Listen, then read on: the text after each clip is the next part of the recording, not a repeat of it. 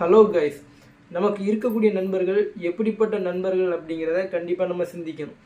நமக்கு இருக்கக்கூடிய நண்பர்களில் பாதி பேர் விஜய் அஜித்னு சினிமா பேசக்கூடிய நண்பர்கள் இருப்பாங்க. மீதி பேர் கிரிக்கெட், டோனி, ரோஹித், கோலி அப்படின்னு சொல்லிட்டு கிரிக்கெட் பேசக்கூடிய நண்பர்கள் இருப்பாங்க. இதையும் தாண்டி மிக்சப்பாக நமக்கு நிறைய ஃபாலோவர்ஸ், ஃப்ரெண்ட்ஸ் இருந்தாலும் அரசியல் பேசக்கூடிய நண்பர்கள் உங்களுக்கு இருக்காங்களா?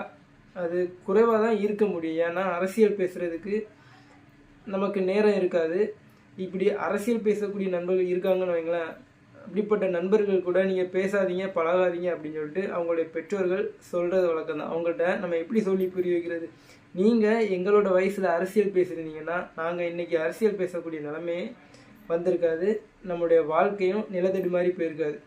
கண்டிப்பாக ஒவ்வொருத்தரும் அரசியல் பேசணும். நம்ம பேசுகிற அரசியல் தான் நாளைய தலைமுறையை கண்டிப்பாக தீர்மானிக்கும்.